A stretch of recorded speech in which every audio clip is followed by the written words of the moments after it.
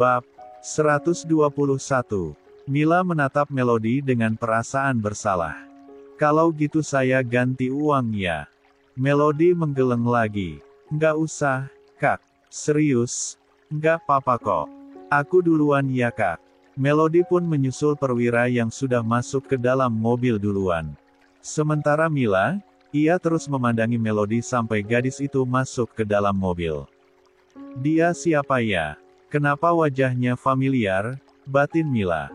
Rasanya, dia itu mirip dengan Sylvia. 15. Sepanjang jalan pulang menuju rumahnya, Mila terus memikirkan tentang Melody. Gadis yang tak sengaja ia temui tadi. Melamun di kursi belakang sambil menatap keluar jendela.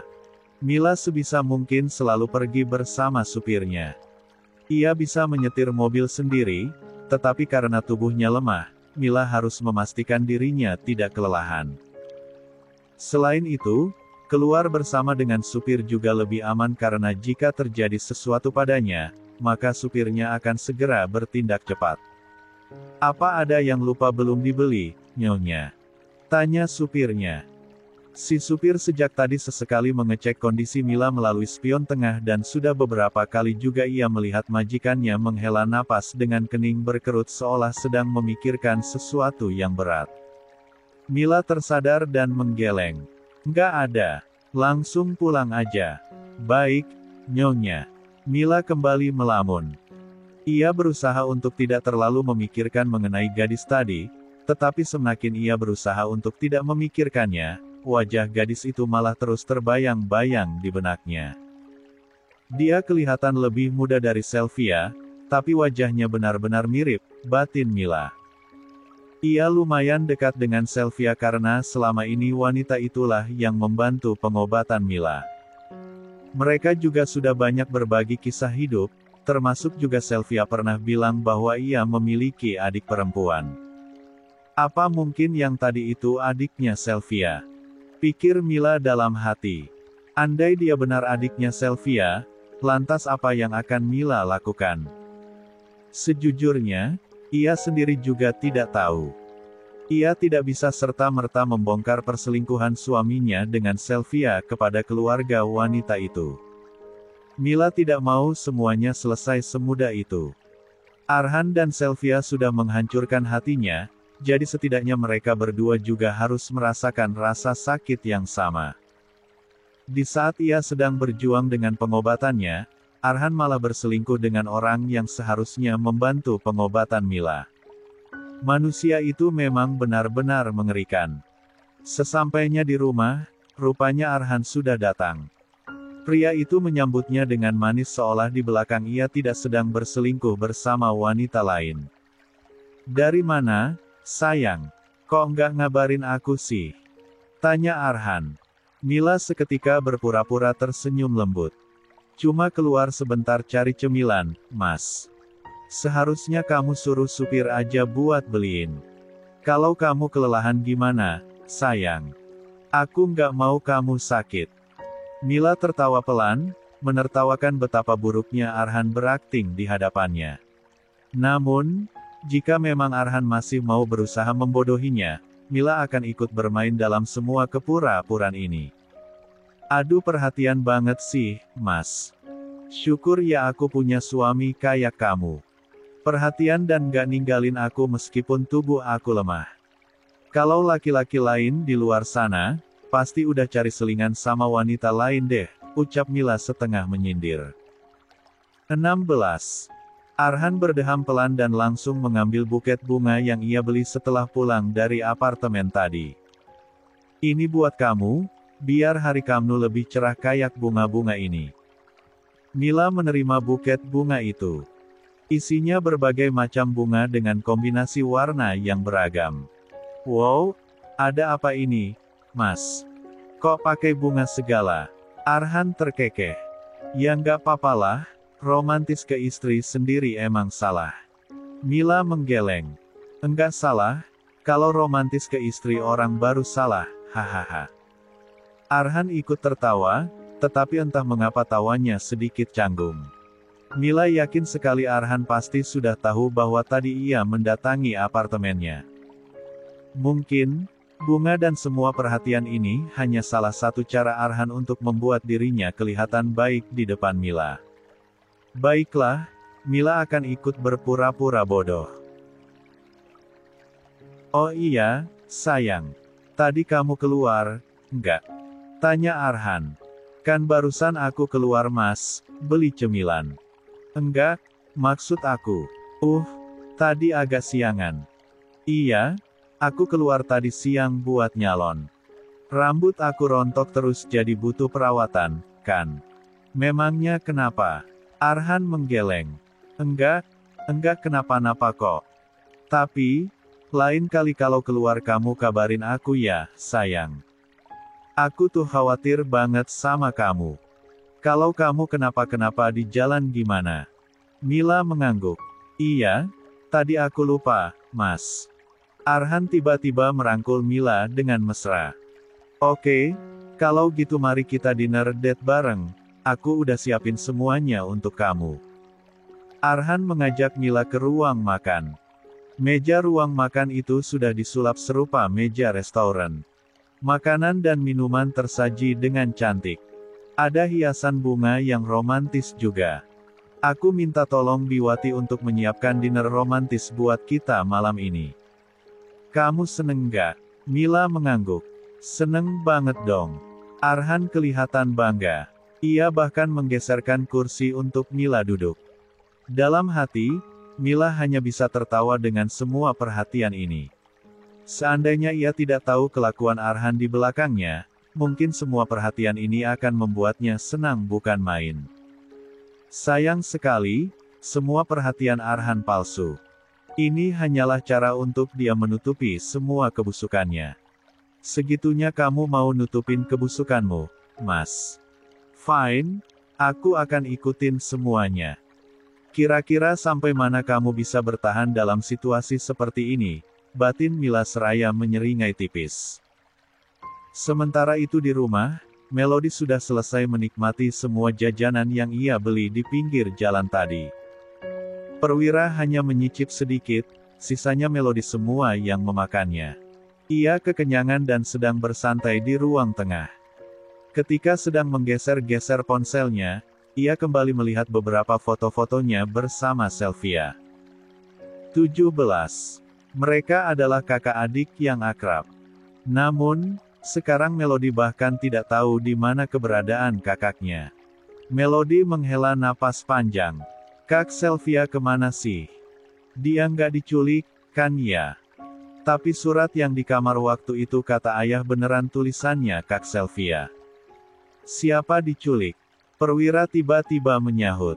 Ia baru saja dari dapur membereskan sisa kotak-kotak makanan yang dibeli Melody tadi. Melody terkejut karena perwira tiba-tiba datang. Enggak kok, Om. Perwira mengernyit. Lah penasaran dan dengan santainya merebut ponsel Melody. Di layar ponsel itu, terpampang muka Melody dan Sylvia yang menempel dan tengah berpose konyol. Melihat itu, Perwira seketika teringat dengan kejadian di hari pernikahannya. Meskipun ia yakin Sylvia memiliki alasan mengapa ia meninggalkannya, tetapi tetap saja Perwira kecewa. Ia langsung mengembalikan ponsel itu kepada Melody. Om gak apa-apa kan? Tanya Melody.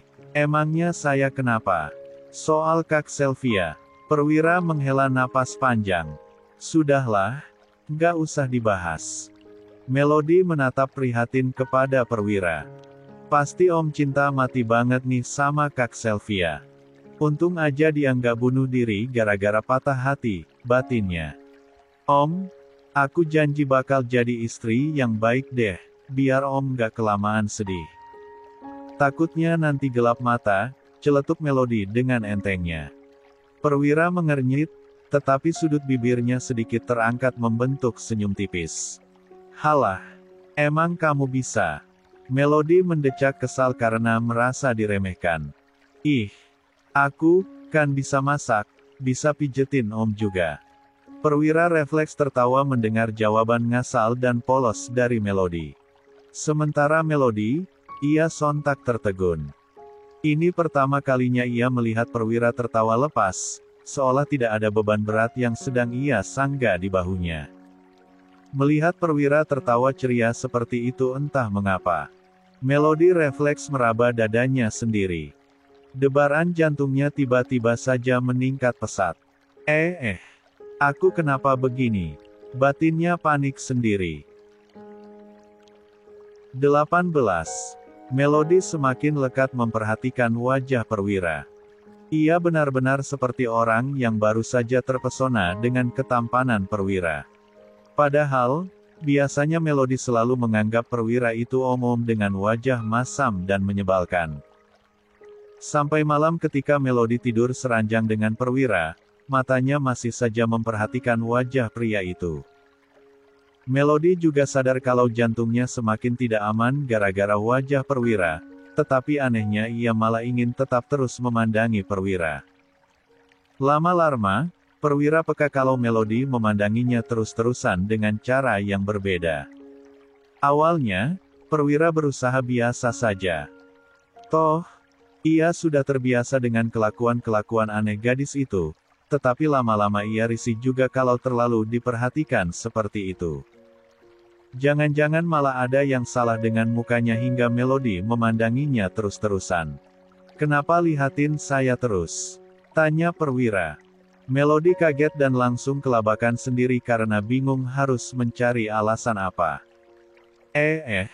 Itu, anu apa? Ada yang salah sama muka saya. Melody menggeleng kencang. Enggak kok, Om. Itu tadi ada nyamuk di wajah Om, terus aku pengen banget nepuk soalnya nyamuknya sampai gendut gitu ngehisap darah Om, tapi aku takut kalau Om nanti marah. Perwira mengernyit. Ia meraba wajahnya sendiri dan sama sekali tidak merasakan bentol atau gatal sedikit pun. Seharusnya kalau nyamuk itu sudah sampai banyak menghisap darahnya, minimal ia akan merasa gatal, kan? Nggak ada nyamuk kok. Ya kan udah terbang pas Om gerak tadi, sahut Melody asal. Perwira geleng-geleng kepala. Ya sudahlah, mending lanjut tidur. Melody mengangguk. Ia langsung beralih posisi membelakangi perwira karena tidak tahan dengan debaran jantungnya sendiri yang sudah gila-gilaan. Aduh, hampir aja ketahuan. Ini jantung aku kok malah makin kenceng sih. Batin Melody kesal sendiri. Malam semakin larut. Melody juga sudah terlelap sejak beberapa jam yang lalu. Yang tadinya membelakangi perwira sudah berubah posisi. Kala itu, perwira terbangun karena ingin ke kamar mandi. Namun, ketika ia bergerak hendak duduk, badannya malah terasa berat. Ia mengernyit dan menunduk. Rupanya, Melody sudah menempel padanya. "Mel, saya mau ke kamar mandi," ujar perwira pelan. Melody malah hanya menggumam tak jelas sambil mengecap-ngecapkan mulutnya. Bukannya menjauh, gadis itu malah beringsut semakin mendekat dan menelusupkan wajahnya pada dada perwira. 19. Perwira menghela napas panjang. Pelan-pelan ia dorong bahu Melody agar bergeser sedikit. Sayangnya, lagi-lagi ia tidak berhasil. Melody malah ganti memeluk lengan perwira erat-erat dan menempelkan pipinya di sana. "Dasar anak ini," gumam perwira. "Dia kira tanganku gulingkah?" Perwira akhirnya diam. Ia melirik Melody yang terlelap dengan belah bibirnya yang sedikit terbuka. Semakin diperhatikan, perwira semakin teringat dengan Sylvia. Wajah mereka mirip sekali, tetapi ada sesuatu yang berbeda dari Melody dan membuatnya kelihatan unik. Namun, jika disuruh menjelaskan, perwira juga tidak tahu. Intinya, Melody cantik. Perwira tersadar dan merutuki dirinya sendiri. Barusan aku mikir cewek on ini cantik. Kayaknya ada yang salah dengan kepalaku. Perwira menggumam sendiri. Sekarang, ia jadi bimbang mau bangun atau tidak. Kalau ia bangun dan menarik paksa lengannya, Melody juga pasti akan terbangun. Gadis itu kelihatan nyenyak sekali. Akhirnya, Perwira memilih mengalah. Ia biarkan Melody tetap memeluk lengannya. Pelan-pelan, Perwira memiringkan tubuhnya menjadi berhadapan dengan Melody. Secara kebetulan, Melody juga bergeser semakin dekat dengan tubuh Perwira, membuat tubuh gadis itu tenggelam dalam dada bidang Perwira. Mereka tidur berpelukan malam itu. Paginya, beberapa menit sebelum azan subuh berkumandang, Perwira terbangun duluan. Posisi Melody masih menempelinya, tetapi karena sudah menjelang pagi, kali ini ia harus mendorong perlahan tubuh Melody agar menjauh darinya. Intinya, ia mau berpura-pura seolah semalam ia tidak membalas pelukan Melody. Setelah berhasil terpisah dari pelukan Melody, barulah Perwira membangunkan gadis itu pelan-pelan. "Mel, bangun Mel. Udah subuh, salat dulu." Melody menguap dan membuka matanya. Wajah gadis itu masih kelihatan begitu mengantuk. Ia mengucek matanya berkali-kali sambil memandangi Perwira. Nyawa gadis itu belum sepenuhnya terkumpul. "Bangun, salat subuh," ulang Perwira. Melody mengangguk. "Iya, Om." Selama beberapa hari, tingkah Melody semakin kelihatan saja kalau ia sering diam-diam memperhatikan Perwira. Hari ini hari Minggu, Melody bersantai di rumah bersama Perwira, tetapi sama seperti hari-hari sebelumnya, ia memandangi wajah Perwira begitu intens. Perwira sebenarnya sudah merasakan keanehan ini sejak kemarin-kemarin, tetapi ia berusaha mengabaikannya saja. Namun, semakin hari intensitas Melody memandanginya terasa semakin sering. Kapan lalu Perwira sampai pernah memperhatikan wajahnya di depan cermin hanya untuk memastikan tak ada yang salah di wajahnya? Hasilnya, normal-normal saja. Lantas, mengapa Melody segitunya memandangi dia? Pagi ini ketika sedang sarapan bersama, Melody lagi-lagi melakukan hal yang sama. Perwira yang sedang mengunyah makanan langsung berhenti. "Apa ada sesuatu di wajah saya?" tanya Perwira. Melody cepat-cepat menggeleng. "Haha. Enggak tuh Om. Enggak ada kok. Terus kenapa kamu lihatin saya terus?" 20. "Mana ada. Aku nggak ngelihatin kok," sangkal Melody. Perwira geleng-geleng kepala. "Buruan sarapannya, jangan ngelamun terus." Melody mengangguk. Sebenarnya, ia hanya ingin melibat Perwira tersenyum tanpa beban lagi, tetapi sepertinya sudah untuk membuat Perwira seperti itu. Muka Perwira sudah setelan kaku dari sananya. Melody akhirnya berusaha fokus sarapan, tetapi ponselnya tiba-tiba berdering. Ada panggilan dari Rasya dan ia langsung mengangkatnya di depan Perwira. Selama Melody mengobrol dengan Rasya, Perwira diam-diam memperhatikan.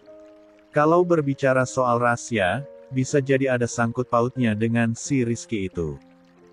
Selesai berbicara dengan Rasya, Perwira langsung menatap Melody. "Ada apa?" tanyanya.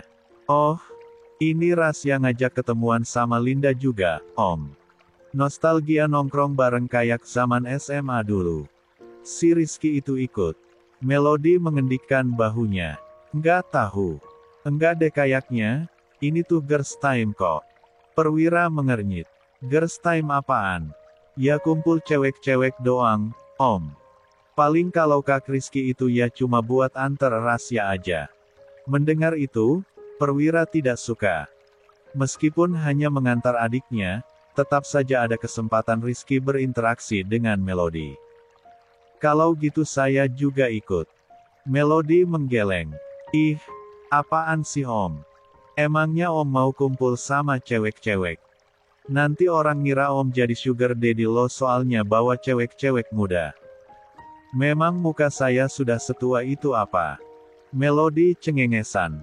"Ya maksudnya kalau dibandingkan sama aku, Rasya, dan Linda, kan, ya gitu deh." "Ya sudah, saya yang antar kamu. Aku bisa sendiri kok Om, lagian. Saya antar kamu atau kamu nggak usah ikut," gertak Perwira. "Lagian teman kamu, kan juga diantar kakak laki-lakinya, terus apa bedanya saya antar kamu?" Yang penting saya nggak ikut acara kamu dan teman-temanmu, kan? Melody manyun, tetapi daripada tidak dapat izin lebih baik dia mengiyakan saja. Toh, Perwira juga hanya akan mengantarnya saja. Setelah sarapan, Melody segera bersiap. Perwira juga ikut bersiap untuk mengantar Melody, sekalian melihat situasi barangkali Rizky curi-curi kesempatan untuk mendekati Melody. Melody dan teman-temannya ketemuan di sebuah kafe. Saat diantar Perwira, Melody menjadi yang pertama datang. Awalnya Perwira bersikeras mau menemani Melody sampai teman-temannya datang, tetapi Melody 21. Meminta Perwira pulang saja. Akhirnya, Perwira pun meninggalkan Melody meskipun hatinya agak tidak tenang.